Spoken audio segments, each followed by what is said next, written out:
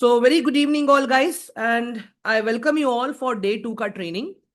तो कल बेसिक समझने के बाद हमें इतना तो समझ में आ गया कि stock market is like data का गेम प्लान है पूरा का पूरा। ठीक है, मतलब यहाँ पे मुझे लगता है वाला तुक्का नहीं चलेगा। डेटा के हिसाब से काम करना पड़ेगा हमें। तभी कितना डेटा है, कौन सा डेटा है, कैसे काम करना है। सबसे पहली बात, डेटा में सेग्रीगेट कहाँ से करूंगा, how will I segregate data. दूसरा पार्ट, ये डेटा को मुझे कैसे इंटरप्रेट करना है ताकि मैं अपने ट्रेड पोजीशंस को मैनेज कर सकूं। बट ठीक है, तो अभी गाइस देखो, डेटा आपका तीन तरह का है। We have three types of data in market.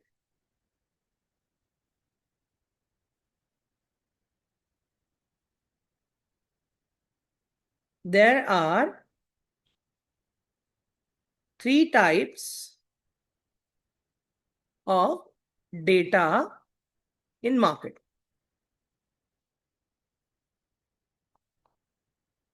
अभी सबसे पहला जो डेटा है guys, that is my fundamental data.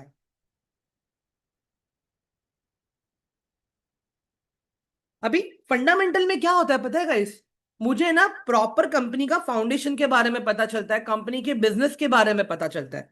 तो अगर मुझे रिलायंस में आज इन्वेस्ट करना है, तो सबसे पहले मुझे रिलायंस के बिजनेस को समझना पड़ेगा, राइट, कि रिलायंस के बिजनेस क्या क्या है। चलो हम इसको भी लिख देते हैं यहाँ पे। रिलायंस का मेन प्राइमरी बिजनेस है ऑयल एंड गैस का, ऑयल रिफाइनरीज। ठीक है, उसके बाद में दूसरा आता है टेलीकम्युनिकेशन, जियो आ गया उसका। उसके बाद में अगर आप देखोगे रिलायंस फ्रेश,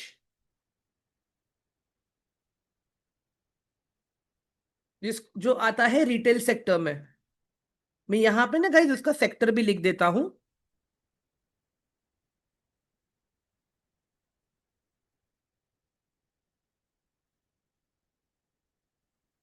ठीक है, इसी के साथ में गाइस अगर आप लोग देखोगे, रिलायंस का ब्रॉडकास्टिंग का भी बिजनेस है। एवरीवन, जियो हॉट, ये हॉटस्टार पता है राइट सबको, जिसके ऊपर आईपीएल एंड सारी मैचेस आती रहती हैं एवरीवन। ठीक है, तो ये भी रिलायंस का ही है। तो एक मोटा मोटा मैंने बिजनेसेस यहाँ पे लिख दिया कि ये रिलायंस का बिजनेस है। अभी ये हर एक बिजनेस से रिलायंस को अलग अलग रेवेन्यू आता है गाइस।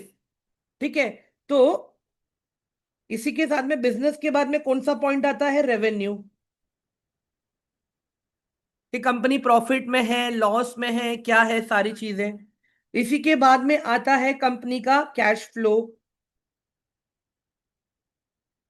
कंपनी का बैलेंस शीट। समझ में आ रहा है गाइस आप लोग को ये चीज। और ये जो भी जितनी भी सारी चीजें हैं ना गाइस, ये सब कुछ ये क्वार्टरली अपडेट होता रहता है। ठीक है, ये सारी चीजें क्वार्टरली अपडेट होती रहती है।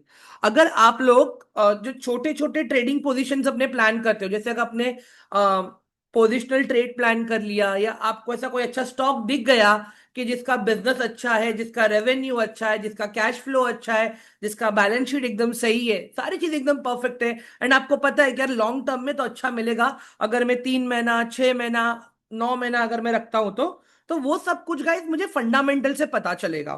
ठीक है, तो फंडामेंटल में अगर ये डेटा को अगर मुझे दो पार्ट में डिवाइड करना है, तो वो दो पार्ट क्या है पता है गाइस, एक है क्वालिटेटिव।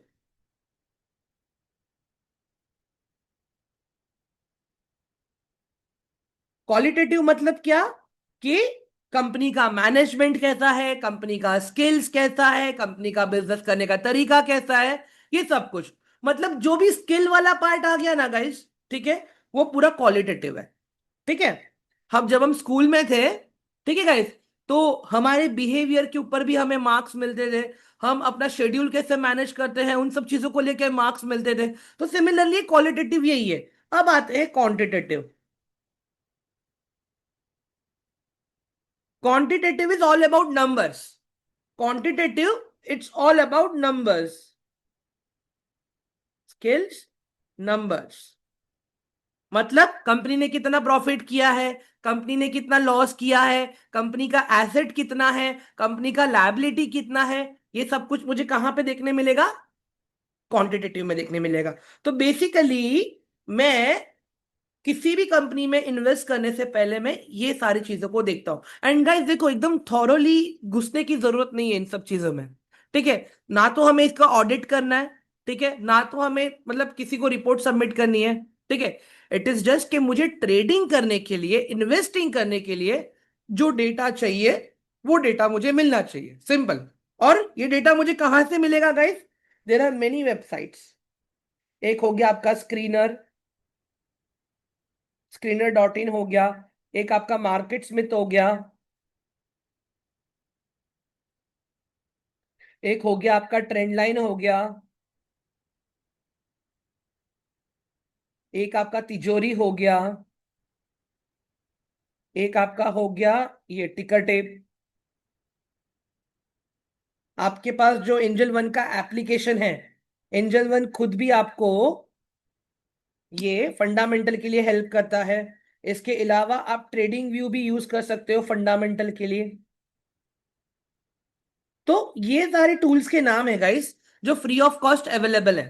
ठीक है, ये नोट्स में देने वाला हूं आपको, टेंशन मत लेना गाइस आप लोग। ठीक है एवरीवन, ये वाला पार्ट क्लियर है सबको यहाँ पे? All of you quickly please type one in the chat box, जल्दी से। हाँ, एक बार वन टाइप कर दो, इट इज माय रिक्वेस्ट, अगर ये वाला पार्ट सबको क्लियर हो गया तो। Everyone, very good, perfect. ठीक है, अब हम आ जाते हैं गाइस दूसरे डेटा के पॉइंट पे, that is technical data.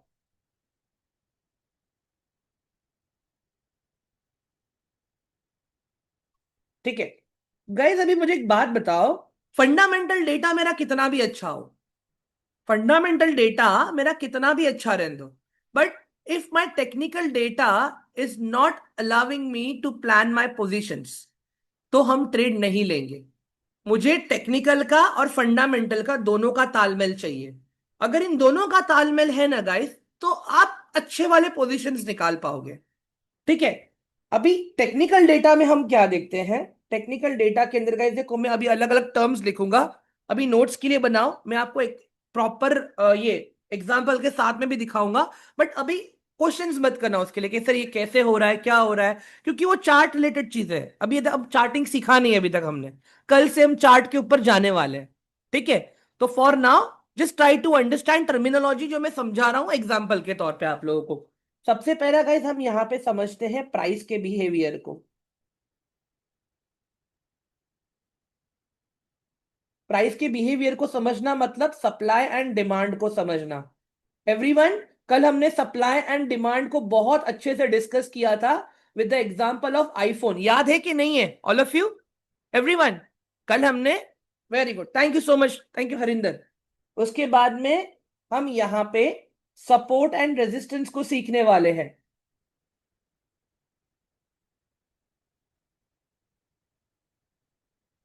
Apart from that guys, candle stick को हम देखेंगे, बट मैं थोड़ा कैंडल्स आपको अलग तरह से पढ़ाऊंगा। मैं आपको बुलिश एनगल्फिंग हो गया, हैमर हो गया, शूटिंग स्टार हो गया, ये सारी चीजें मैं नहीं पढ़ाऊंगा गाइस। ठीक है, वो ऑलरेडी एक साइकोलॉजी है, चली आ रही है। मुझे एक बात बताओ गाइस, जरूरी है कि हर टाइम हैमर कैंडल बना प्राइस ऊपर जाएगा? नहीं बॉस। जरूरी है हर टाइम शूटिंग स्टार बना प्राइस नीचे आएगा? नहीं बॉस। जरूरी है हर टाइम बुलिश एनगल्फिंग बना प्राइस ऊपर जाएगा? नहीं बॉस। हमें कैंडल स्टिक के स्ट्रेंथ के ऊपर काम करना है, एंड इनडायरेक्टली स्ट्रेंथ मुझे क्या बताएगा? सप्लाई क्या है, डिमांड क्या है, वही चीज मुझे बताएगा। तो ये हम कैंडलस्टिक से सीखेंगे।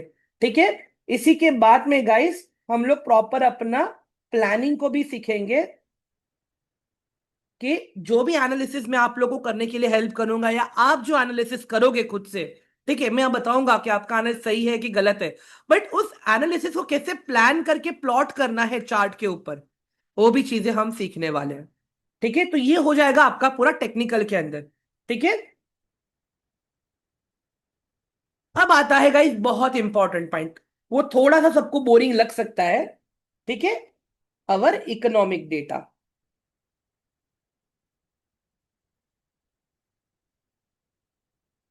ठीक है, अभी ये जो डेटा है ना गाइस, ट्रेडिंग के लिए बहुत हेल्प करता है मुझे।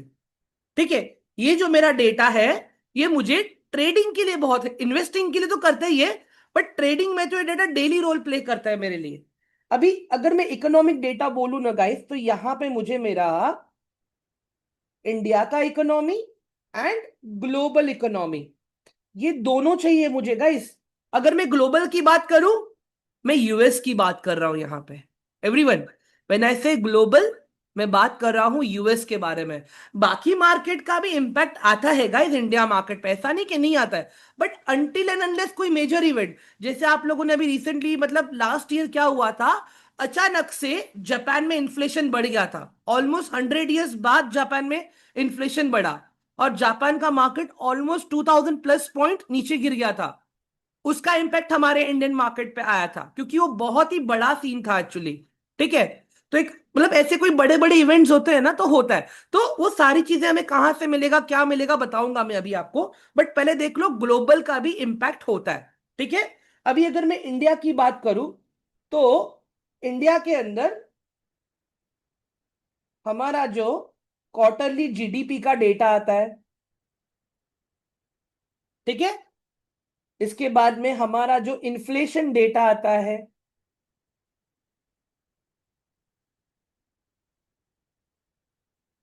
गाइस एक मुझे बात बताओ, अभी कोई भी कंट्री चल रही है क्या, कोई भी कंट्री डेट लिए बिगर चल सकती है क्या? एवरीवन हेलो, यूएस जैसी कंट्रीज भी डेट लेके बैठी है।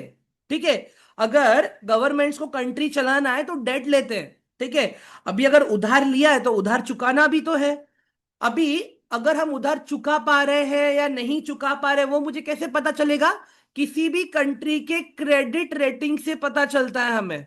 एवरीवन, जैसे इन इंडिया हम सबके लिए सिबिल स्कोर है, एवरीवन सबको पता है राइट। हम सबके लिए सिबिल स्कोर नाम का एक टूल है, जिससे डिसाइड होता है कि हमें होम लोन मिलेगा कि नहीं मिलेगा, मिलेगा तो कितना मिलेगा, किस इंटरेस्ट रेट पे मिलेगा।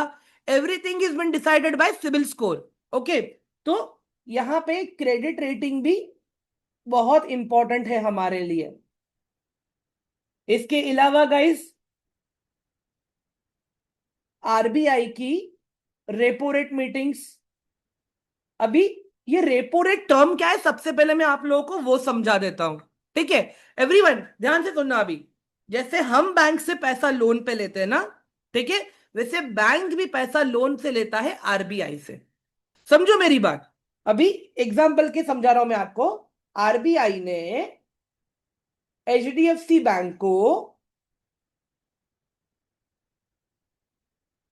10 लाख रुपया दिया 4% इंटरेस्ट रेट से। कितना? 4%। It is just an example है गाइस। अब एचडीएफसी बैंक क्या करेगा, वही 10 लाख अपने कंज्यूमर्स को लोन पे देगा। It can be any kind of loan. अगर आप पर्सनल लोन ले रहे हो, ले 14% उसने आपसे ले लिया। ठीक है, अगर आप होम लोन ले रहे हो, ले 9% या 8% उन्होंने आपसे ले लिया। अगर आप व्हीकल लोन ले रहे हो, ठीक है, तो ले सीधा सीधा आपसे 6% उसने ले लिया। समझ में आ रहा है क्या सभी आप लोगों को? मतलब रेपो रेट मतलब क्या है, जिस किस इंटरेस्ट रेट पे बैंक्स को पैसा मिल रहा है आरबीआई से। अभी इसमें नेशनलाइज्ड बैंक भी आ जाते हैं, प्राइवेट बैंक्स भी आ जाते हैं, एनबीएफसी नहीं आते हैं। ठीक है एवरीवन, ये प्रॉपर एग्जांपल से समझ में आ गया ना अभी आप सबको रेपो रेट क्या होता है? All of you, everyone quickly type one in the chat box quickly. Great. ठीक है, अभी यही सेम चीज गाइस, अगर आप लोग देखोगे ना, जीडीपी डेटा मुझे यूएस का भी चाहिए, इन्फ्लेशन डेटा मुझे यूएस का भी चाहिए, क्रेडिट रेटिंग डेटा मुझे यूएस का भी चाहिए, और आरबीआई का, सॉरी आरबीआई इंडिया में है, वहां पे फेडरल है, वहां पे फेडरल है। तो वहां पे होती है एफओएमसी की मीटिंग्स, जहां पे वो लोग रेट कट्स करते हैं। जैसे हमारे यहाँ पे आरबीआई है, वहां पे अपने पास फेडरल है। एवरीवन, तो कैसे होता है? ग्लोबल करेंसी क्या है गाइस, बताओ मुझे। What's a global currency? हाँ, अभी हम लोग है ना, अभी वाला प्रॉपर जियोपॉलिटिक डिस्कस करेंगे आगे बढ़ने से पहले, ताकि आप लोग को समझ में आएगा कि ये चीज इतनी इंपॉर्टेंट क्यों है, और मैं क्यों इसको इतना एम्फसाइज कर रहा हूं। Very good, dollar, perfect. और अभी हाल फिलहाल ट्रंप ने क्या किया इंडिया पे? Everyone, what Trump has done? All of you, हाँ, मैं एक काम करता ना गाइस, मैं माइक का एक्सेस दे रहा हूँ, आप लोग सब लोग अपने इनपुट्स दे सकते हो मुझे। 1 मिनट दे दो मुझे, 1 सेकेंड। हाँ, यस गाइस, अभी आप लोग के पास माइक का एक्सेस है। ट्रम्प ने क्या किया है अभी, एवरीवन? Tariff tariff. लगाया है। टैरिफ लगाया है ट्रम्प ने अभी, ठीक है। अभी पहले तो खाली 25% टैरिफ लगा था, ठीक है। बट अभी क्या हुआ, ट्रम्प ने फिर और एक्स्ट्रा 25% टैरिफ लगा दिया हमारे ऊपर, ये बोल के कि तुम रशिया से ऑयल खरीद रहे हो। टेक्निकली अगर देखने जाएंगे, प्रॉब्लम कहां पे आ रहा है? क्योंकि हम यूएस के डिफेंस डील को एक्सेप्ट नहीं कर रहे हैं, नंबर वन चीज। अगर आप लोग को पता रहेगा कि यूएस चाहता है कि हम उसका F-35 खरीदे, but we are not ready to purchase that sonic jets that USA is providing, क्योंकि उससे भी अच्छा और सस्ता हमें रशिया प्रोवाइड कर रहा है, ठीक है। अभी बीच में जब रशिया एंड यूक्रेन का वॉर चल रहा था गाइस, हम लोग ऑयल ऑलरेडी यूरोप, ये सऊदी एंड गल्फ कंट्री से ही खरीद रहे थे हम लोग। बट क्या हुआ, जब से रशिया एंड यूक्रेन का वॉर चालू हो गया, जितने भी लोग रशिया से खरीद रहे थे वो लोग कहां पे शिफ्ट हो गए? सऊदी पे शिफ्ट हो गए, गल्फ कंट्री पे। उससे क्या हो जाता, डिमांड और बढ़ जाता, सप्लाई सैचुरेट हो जाता और ऑयल और महंगा बन जाता। टेक्निकली क्या होता, उसका इंपैक्ट हमें इंडियन कंज्यूमर्स पे देखने मिलता। आप लोग एक चीज नोटिस करना गाइस, हाल फिलहाल में जितना भी वॉर हुआ, कुछ भी हुआ, इंडिया में ऑयल का, पेट्रोल का प्राइसेस नहीं बढ़ा है एवरीवन। इंडिया में ऑयल एंड पेट्रोल के प्राइसेस स्टेबल है। क्यों? बिकॉज हमने अपना कंजम्पशन शिफ्ट कर दिया था रशिया पे, and eventually USA was okay with that. But उसके बाद क्या हुआ, अभी ट्रंप को चाहिए अपना नोबेल पीस का अवार्ड। तो व्हाट ट्रंप इज सेइंग कि मैं रशिया एंड यूक्रेन का वॉर रुकाऊंगा। तो वो हुआ नहीं, वहां से ट्रंप एंड पुतिन दोनों मिले, but what was the result, outcome क्या आया? जीरो। व्हाई? उसके दूसरे दिन ही ट्रंप, ये पुतिन ने यूक्रेन के ऊपर फिर से मिसाइल स्ट्राइक्स, ड्रोन स्ट्राइक्स वगैरह कर दी थी। अब रशिया ने ट्रंप का बात नहीं माना, eventually what happen, extra tariff now came on the India.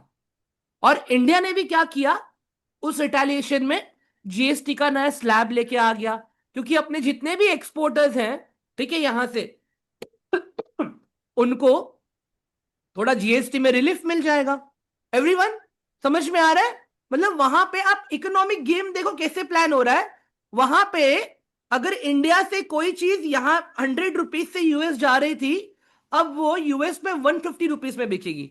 समझो मेरी बात, अगर इंडिया से 100 रुपीज में जा रही है, तो यूएस में वो 150 रुपीज में बेचेगी, ठीक है। अब इंडिया में भी तो टैक्सेस वगैरह पे करना पड़ता है ना गाइस, जितने भी बिजनेस वाले लोग हैं। तो गवर्नमेंट ने क्या किया, आप हमें 18% मत पे कर, आप हमें 20% मत पे करो, 25% मत पे करो, खाली दो ही स्लैब रखा, 18% एंड 5%। इससे क्या हो गया, जितने भी बिजनेस यूजर्स हैं उनको भी प्रॉपर बेनिफिट मिल रहा है अभी यहाँ पे। प्लस इंडिया क्या कर रहा है यूरोप के साथ में, जीरो, ये जीरो, ये जीरो, यार जीरो टैरिफ ड्यूटी वाला प्लान्स लेके आ रहा है इंडिया यूरोप के साथ में। रशिया के साथ ऑलरेडी चल रहा है, ठीक है। यूरोप के साथ में ऑलरेडी प्लानिंग, अभी बातें चल रही है। चाइना के साथ में इनफैक्ट अभी अपना एक्सपोर्ट मार्केट बढ़ने की शुरू हो चुकी है अभी, in fact nowadays. So there are many good things are happening, ठीक है, सिंस ये ट्रंप ने अपने पे टैरिफ लगाया। But there is a one more reason, कोई बता पाएगा मुझे और कौन सा रीजन था ये टैरिफ लगने वाला? एक और रीजन है उसका, कोई गेस कर पाएगा? किसी ने ब्रिक्स के बारे में सुना था कि नहीं सुना था? Yes sir. BRICS everyone, sir. Let me know in chat box quickly, जल्दी से चैट बॉक्स पे बताइए मुझे, हमने ब्रिक्स के बारे में सुना था या नहीं सुना था? ऑल ऑफ यू, ब्रिक्स का यस सर मेन सुना मोटो था। क्या है कि यूएस डॉलर का हमें रिटेलिएशन करना है, ठीक है। धीरज कह रहे हैं सीधा एंटी यूएस। ओके, तो ब्रिक्स, ट्रंप ब्रिक्स से डर रहा है बिकॉज चाइना बहुत बड़ा इकोनॉमी है, इंडिया बहुत बड़ा इकोनॉमी है, रशिया अगेन बड़ा इकोनॉमी, ब्राजील अगेन बड़ा इकोनॉमी। समझो मेरी बात आप लोग यहाँ पे। तो अगर ये लोग अपनी अपनी करेंसी में ही अगर ट्रेड करेंगे या एक कोई और करेंसी लेके आ गए जो यूएस को रिप्लेस करेगा, डायरेक्टली इनडायरेक्टली वो डॉलर पे इंपैक्ट होगा, डायरेक्टली इनडायरेक्टली डॉलर इंपैक्ट होगा। एंड गाइस एक चीज बताऊं मैं आपको, ऑलमोस्ट $4 ट्रिलियन का यूएस को भी नुकसान हुआ है इन सब चीजों के कारण। ट्रंप ने टैरिफ लगाया तो इंडिया ने क्या किया पता है आप लोगों को? इंडिया ने यूएस बॉन्ड्स को बेचना शुरू कर दिया। बॉन्ड एक तरह का सिक्योरिटी है जिसमें आपको इक्विटी नहीं मिलता है, बट यू गेट इंटरेस्ट। कैसे? मतलब कंट्रीज क्या करती है, स्टेबल करेंसीज ढूंढती हैं जिसमें वो लोग इन्वेस्ट करती है in the form of bond. मतलब आपने एक पर्टिकुलर इंटरेस्ट रेट पे आपने पैसा किसी कंट्री में XYZ प्रोजेक्ट में आपने इन्वेस्ट किया है पैसा, ठीक है। अब इंडिया ने क्या किया, डॉलर्स के बॉन्ड को बेचना चालू कर दिया, अपना पैसा फिर से खींचना चालू कर दिया। इससे क्या हुआ, यूएस का स्टॉक मार्केट में भी हलचल आ गया। मैं ये सारी चीजें क्यों डिस्कस कर रहा हूं अभी इकोनॉमिक डेटा वाला गाइज आप लोगों के साथ में? ये छोटे छोटे एक्शंस हमारे स्टॉक मार्केट के ऊपर बहुत बड़ा रोल प्ले करते हैं। अभी जैसे कल की न्यूज आप देख लेना कि यूएस से एक डेलीगेशन इंडिया आया हुआ है trade deal and trade fairs को डिस्कस करने के लिए, और आज उसका अच्छा इंपैक्ट हमें मार्केट पे देखने मिला। एंड गाइस ये चीज हम लोगों ने, बताता हूं मैं आपको, सीरियस एवरीवन, ये क्या लिखा था मैंने यहाँ पे, सी दिस एट 11:59। हाँ guys, because of USA delegation news market में पॉजिटिविटी पॉजिटिविटी देखने मिल सकता है। This we discuss yesterday night at 12 AM। And same चीज गाइस हम लोग कल यहाँ पे वही देख रहे थे कि 11:30 बजे के आसपास डिस्कस कर रहे थे कि मार्केट में क्या होने वाला है, कैसे होने वाला है। एक्चुअली गाइस देखो, मैं अभी फिर से मैं बोल रहा हूं आप लोगों को, ये छोटे छोटे न्यूज को अगर आप ट्रैक करोगे ना अपने हिसाब से, काम हो जाएगा। ये न्यूज मुझे कहां पे मिलेगा अभी? ये न्यूज अगर मुझे चाहिए, ये इंफॉर्मेशन मुझे चाहिए, तो मैं मनी कंट्रोल पे जा सकता हूं, मैं investing.com पे जा सकता हूं, मैं इकोनॉमिक टाइम्स देख सकता हूं, मैं मिंट करके एक पेपर है, न्यूज चैनल है, उनको देख सकता हूं, एक बूमरैंग करके एक है। तो ये सारी चीजें गाइज आपको वहां से मिल जाएंगी। And guys it is very easy, बहुत ही आसान है ये सब चीजों को समझना। ट्रस्ट मी, एक आप बुक बनाना, आप ये सारी चीजों को ट्रैक करना स्टार्ट करोगे ना, आपको अपने आप याद आ जाएगा, यार आज ये डेट है, अभी नेक्स्ट मीटिंग अभी यहां पे आने वाली है। सब कुछ गूगल पे अवेलेबल है, खाली आपको टाइप करना है when is the next GDP data date, when is the next inflation data date, when is the next credit report rating date। Simple, इतना खाली सर्च करोगे आपका काम हो जाएगा। एवरीवन, ये डेटा वाला पार्ट क्लियर हुआ सबको? अभी ये जो तीन चीजें हमने डिस्कस करी अभी, ऑल ऑफ यू प्लीज एक बार मुझे चैट बॉक्स पे वन टाइप करके एक्नॉलेज कर दो, सबको समझ में आ गया क्या? All of you please. Yes sir. Perfect.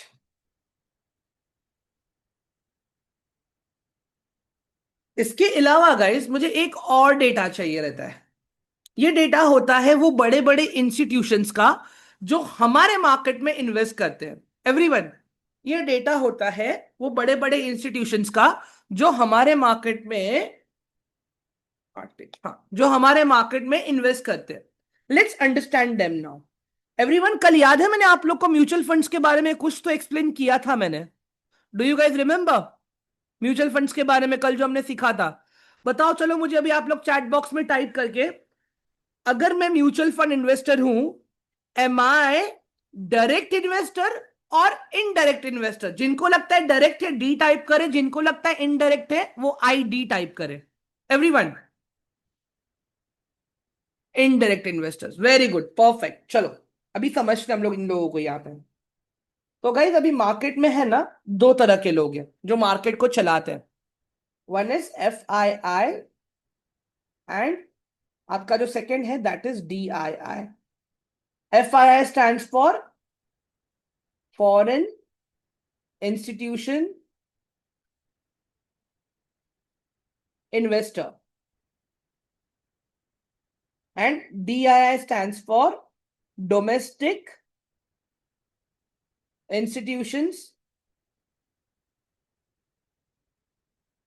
investor।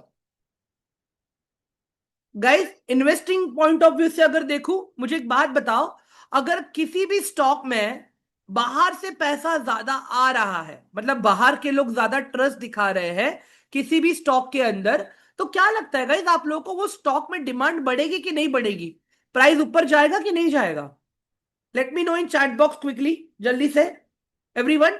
या प्राइस ऊपर जाएगा मेरा वहां पे? डेफिनेटली। तो क्या होता है गाइस, इन लोगों को हमें ट्रैक करना बहुत जरूरी है। और ट्रेडिंग के मामले में तो मुझे डेली ट्रैक करना है इनको। ट्रेडिंग के मामले में तो मुझे डेली ट्रैक करना है इनको। मैं एग्जांपल दिखाऊंगा अभी आपको इनका भी। ठीक है। अभी फॉरेन इंस्टीट्यूशंस मतलब क्या, अगर इन दोनों की बात करूं, banks, pension fund, provident fund, mutual funds, insurance company, ठीक है, मतलब ये लोग बहुत इंपॉर्टेंट रोल प्ले करते हैं। ठीक है। अगर बाहर से हैं तो FII, अगर कंट्री के अंदर से हैं तो दे आर DII। अभी मुझे एक बात बताओ गाइस, जेपी मॉर्गन FII है या DII है? Who is JP Morgan, FII और DII? आप F&D में मुझे आंसर दे सकते हो। You can type F&D, so I will be able to understand that. JP Morgan, all of you? FII, very good. Morgan Stanley, everyone, Morgan Stanley. Okay, perfect. Bank of Singapore, Bank of Singapore. Okay, HDFC Bank, HDFC Bank. दोनों है, दोनों है guys, दोनों है। FII भी है, DII भी है वो, ठीक है। ओके, इसके अलावा मुझे बताओ, bank of Baroda, bank of Baroda, SBI bank, LIC, LIC, future generally, perfect, insurance company. समझ में आ रहा है ना अभी आप लोगों को? एवरीवन, यहां पे हम क्या टर्मिनोलॉजीज डिस्कस कर रहे हैं अभी, ऑल ऑफ यू? तो बेसिकली कैसे होता है गाइस, इन सब के पास पैसा किसका है बताओ जरा मुझे, एवरीवन। इन सब के पास पैसा किसका है?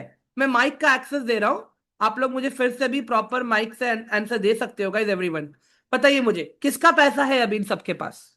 कस्टमर पब्लिक का। का। कस्टमर का पैसा है, ठीक है। तो मैं मान लेता हूं ये हम लोग हैं यहाँ पे, वी आर यूजर्स। ये सारी सर्विसेज हम यूज करते हैं ना, ये लोग जो भी सर्विसेज दे रहे हैं। अगर मैं यहाँ पे बैंकिंग ले लेता हूं, ठीक है, बैंक क्या करता है, हमको इंटरेस्ट पे करता है। और दूसरा, बैंक को इंटरेस्ट कहां से मिलता है? लोन से बैंक को प्रॉफिट होता है, ठीक है। अब मुझे एक बात लगा बताओ, मेन तो बैंक को प्रॉफिट खाली लोन से ही होता है, बाकी फिर बैंक अपना पैसा कैसे निकालता है? How bank is managing things? Guys bank भी है ना, हम सबका पैसा स्टॉक मार्केट में लगाता है। समझ में आ रहा है अभी आपको? बैंक भी अपना पैसा स्टॉक मार्केट पे लगाता है और वो रिटर्न्स अपने पास ही रखते हैं, ठीक है। खाली जो रिटर्न्स, जिनके पास ये क्या बोलते हैं FDs है, उनको जो देना है दे देते हैं। बाकी स्टॉक मार्केट से लोन दे के, बाकी और भी जो उनकी सर्विसेज रहेंगी उससे वो लोग पैसे कमाते हैं, ठीक है। अब देखते हैं हम लोग यहाँ पे, म्यूचुअल फंड तो मैंने कल ही बता दिया था आप लोगों को। जैसे अभी इंश्योरेंस कंपनी को ले लेते हैं, हमारा ही पैसा है इंश्योरेंस कंपनी के पास, हमने प्रीमियम दिया, उन्होंने हमें क्लेम दिया। अब मुझे एक बात बताओ गाइस, इंश्योरेंस कंपनीज के तो कितना बड़ा रिस्क होता होगा ना? हाँ, बंदा 10 लाख रुपया, बंदा 10,000 रुपया पे कर रहा है, 10,000 पे करके 5 लाख का मेरे से इंश्योरेंस ले रहा है। अगर बीमार हो गया तो कहीं ना कहीं 1 लाख का, 2 लाख का तो क्लेम लेके जाएगा मेरे से। अभी वो रिस्क रिवॉर्ड को मैच करने के लिए इंश्योरेंस कंपनी वाले क्या करते हैं? स्टॉक मार्केट में पैसा लगाते हैं। हाँ, this is how they gain returns and everything. बाकी म्यूचुअल फंड का तो कल मैंने बता दिया था आप लोगों को, फिर से एक बार बता देता हूं। अभी यहां से क्या हुआ, हमने अपना पैसा लगाया म्यूचुअल फंड कंपनीज में। म्यूचुअल फंड कंपनीज क्या करती है, पैसा स्टॉक मार्केट में लगाती हैं। अभी मान लो म्यूचुअल फंड कंपनीज ने स्टॉक मार्केट से 40% रिटर्न निकाला, फिर they are the direct risk taker, 20% ये लोग रख लेंगे अपने पास, एंड रिमेनिंग 20% ये लोग हम सबके बीच में ये लोग शेयर कर देंगे। सिंपल है। अब मुझे बात बताओ, बड़ा पैसा कहां से आ रहा है? इन्हीं इंस्टीट्यूशन से आ रहा है। एवरीवन, ऑल ऑफ यू, बड़ा यस सर। पैसा कहां से आ रहा है? अभी इन्हीं इंस्टीट्यूशन से आ रहा है। अगर मुझे बात बताओ गाइस, अगर हरिंदर के पास, अगर आज मैं बोल देता हूं कि 5 करोड़ रुपए हरिंदर एचडीएफसी बैंक के स्टॉक में लगा देगा, क्या लगता है स्टॉक का प्राइस एक एक मतलब एक पैसा भी मूव कर पाएगा हरिंदर? No sir. एवरीवन, मुझे बताओ, कौशिक, इज इट पॉसिबल कि एक 10 पैसा स्टॉक का प्राइस मूव करे? हाँ, No, no, no. नहीं पॉसिबल है गाइस, नहीं पॉसिबल है। Because this people come with 3,000 crore, 4,000 crore, 5,000 crore, they come up with the big deal. इनको कहते हैं स्मार्ट मनी। तो हमें ये भी ट्रैक करना होता है कि ये लोग कौन है, कहां पे है। अभी गाइस जितनी भी चीजें मैंने डिस्कस करी है ना अभी आप लोगों के साथ में, पहले मैं उसका आपको एग्जांपल दिखाता हूं प्रॉपर में, ठीक है?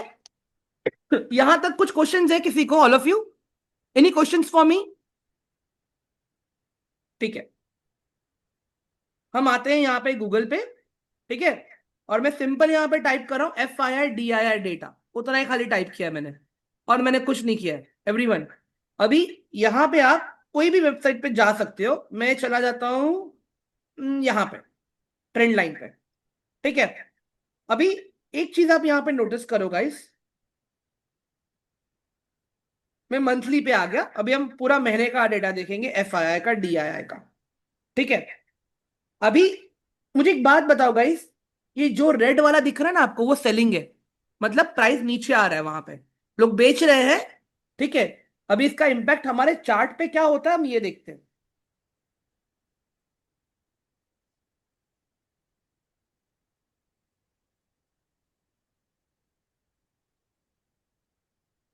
गाइस आगे बढ़ने से पहले मुझे एक चीज और दिखानी है आप लोगों को। सी दिस, मैं ये टेक्निकल लेवल्स की बात कर रहा हूं मैं, जो मैंने टेक्निकल वाला पार्ट जो आपको बताया ना, I am talking about this technical level. अभी एक चीज आप देखो यहाँ पे, ये चार्ट हमने कल रात को डिस्कस किया था एवरीवन। ये देखो, ये था कल रात को, ऊपर टाइम देख सकते हो, 12:07 वी डिस्कस दिस चार्ट, ठीक है? और उसके बाद में मैंने ये बताया वहां पे कि अगर ऊपर के लेवल्स को ब्रेक करता है तो हम ऊपर की तरफ ट्रेड्स को प्लान करेंगे अपने। एंड सी दिस एवरीवन, बहुत इजी है guys, if you know how to track news and indices, चीजें आपको रिवॉर्ड करेंगी मार्केट में। देखो मैं ये नहीं कह रहा हूं गाइस कि सारी चीजें 100% काम करती है मेरी बॉस। देखो आज तो एक स्टॉक में मेरा स्टॉप लॉस भी तो हिट हुआ है एवरीवन। वेट, मैं नेगेटिव चीजें भी दिखाऊंगा आप लोगों को, एक मिनट।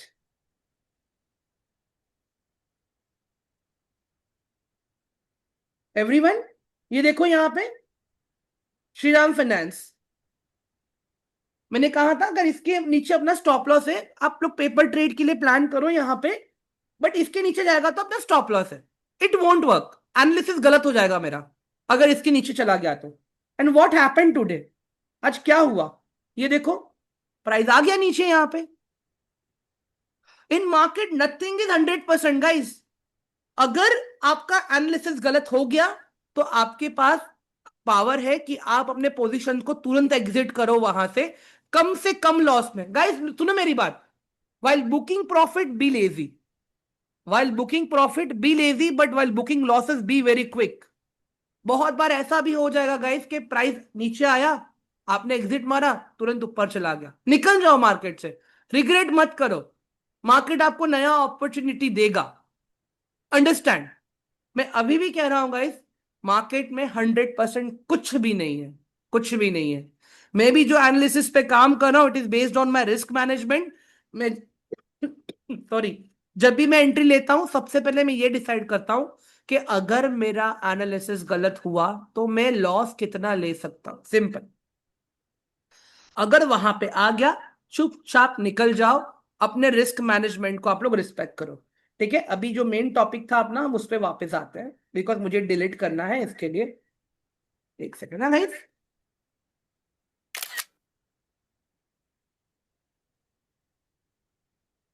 परफेक्ट।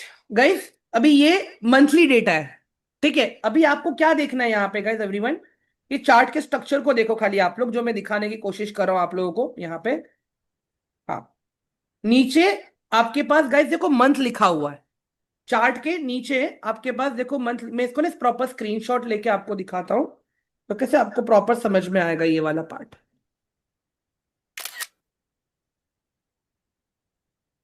ठीक है, ये अभी आपका यहाँ पे एवरीवन, ये आपका अक्टूबर का कैंडल है।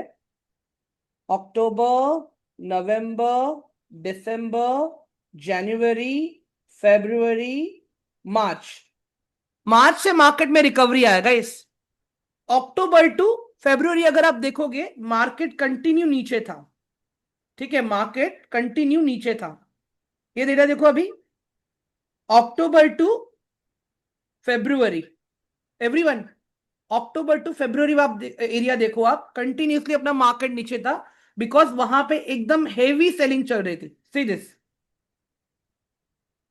अक्टूबर, नवंबर, यहां पे थोड़ा सा बाइंग आया, बट अगेन अगर आप देखोगे एकदम हेवी सेलिंग आई उसके बाद में। ठीक है, उसके बाद में मार्च में हम देखते हैं ना गाइस, मार्च में ऐसा क्या हो गया कि फिर से बाइंग आने लग गई।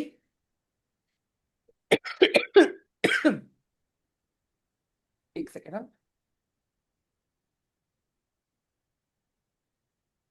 मार्च में ऐसा क्या हुआ एवरीवन, देखो प्राइस भी ऊपर जाने लगा जैसे ही मार्च में अपने पास बाइंग आई। तो मार्च में जैसे ही मेरे पास बाइंग आना शुरू हुआ, मार्च, अप्रैल, मई, जून, मार्च, एक सेकेंड ना मिस,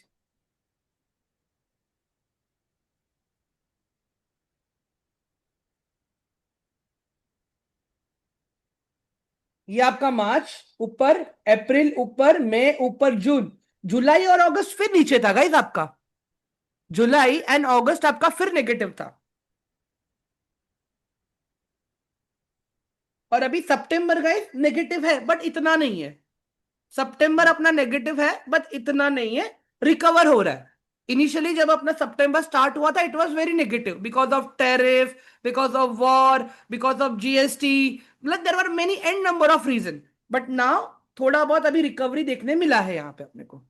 मतलब ये समझ में आ गया ना आपको कि एफआईआई का डेटा कितना इंपॉर्टेंट है मेरे लिए, ऑल ऑफ यू, एवरीवन। और टेक्निकल डेटा भी कैसे ड्रॉ करना है, ये जब मैं आप लोगों को चार्ट के ऊपर प्रॉपर सप्लाई एंड डिमांड कैसे इंप्लीमेंट करते हैं, तभी मैं आपको वो चीज बताऊंगा मैं। बाकी अभी मैं आपको फंडामेंटल डेटा मुझे कहां से मिलेगा, उसका मैं आप लोगों को एक बार में जस्टिफिकेशन दिखा देता हूं मैं। अभी इसके लिए मैं आ जाता हूं स्टॉक स्क्रीनर पे। अभी यहां पे मैं लिख लेता हूं टीसीएस। ठीक है गाइस, देखो ये जो पूरा डेटा है ना आपके सामने, मार्केट कैपिटलाइजेशन, ठीक है, स्टॉक का current price, stock PE, book value, return on capital employed, return on equity, company का स्टॉक का फेस वैल्यू हो गया। फिर उसके बाद में यहाँ पे आप प्रॉफिट एंड, सॉरी हाँ, क्वार्टर्स पे आ जाओ। ये देखो, मतलब सब कुछ कैलकुलेट होके ऑलरेडी सारी चीजें आपके पास है। देखो मैं ये नहीं बोल रहा हूं कि आपको उसके लिए सीए या अकाउंट आना जरूरी है गाइस, मैं खुद इंजीनियरिंग बैकग्राउंड का स्टूडेंट हूं बॉस, मेरा भी मैथ्स अच्छा नहीं है। मेरे लिए इंपॉर्टेंट क्या है कि कंपनी ने कितना धंधे के लिए पैसा खर्च किया है, और वो पैसा खर्च करने के बाद धंधे से कितना कमाया है। अगर जितना खर्च किया उससे ज्यादा कमाया, दैट मीन्स कंपनी प्रॉफिट में है। जितना खर्च किया उससे कम कमाया, दैट मीन्स कंपनी लॉस में है। अभी यहाँ पे थोड़े बहुत अलग टर्म्स हैं, बट वो बहुत इजी है समझने के लिए। उसकी अपनी एक रेटिंग है, हम उसके ऊपर बात करेंगे सैटरडे के दिन। अभी कल मुझे आपको क्या सिखाना है, कल हम सीखेंगे प्राइस के बिहेवियर को समझना। बिकॉज देखो गाइस, ट्रेडिंग कहां करना है, कब करना है, ये तो आप जब चार्टिंग सीख जाओगे ना, अपने आप वो चीजें मैनेज कर लोगे। मेन मुझे आप लोग को प्लानिंग करवाना है चार्ट के ऊपर, कि ये पूरा गेम प्लान आप कैसे प्लान करोगे। एवरीवन, सबको आज का सेशन आई होप इंफॉर्मेटिव लगा रहेगा, सबको अच्छे से समझ आया रहेगा कि स्टॉक मार्केट गेसिंग वाला गेम नहीं है, गैम्बलिंग वाला गेम नहीं है। It is purely based on data and risk management. जितने अच्छे से आप ये करोगे, उतना ही अच्छा आपको मार्केट भी लॉन्ग रन में रिटर्न देगा। ट्रस्ट मी गाइस, अगर आपको लगता है कि स्टॉक मार्केट से खाली हम पैसा निकालेंगे काम हो जाएगा, नहीं बॉस, ऐसा नहीं है। Stock market is all about एक बड़ा प्लानिंग है गाइस अपने आप में। मैं सीरियसली बोल रहा हूं मैं अभी। Yes, sir. Everyone, please let me know in Yes. Chat box quickly. सबको प्रॉपर समझ में आया आज का session? Yes, Yes. sir. Okay, perfect guys. कल टर्मिनोलॉजीज, नई टर्मिनोलॉजीज आएंगी कल। ऐसी बहुत सी चीजें आएंगी जो आप लोगों के लिए नई, मतलब बहुत नया रहेगा आप लोगों के लिए। मैं हाथ जोड़ के रिक्वेस्ट करता हूँ गाइस, नोट्स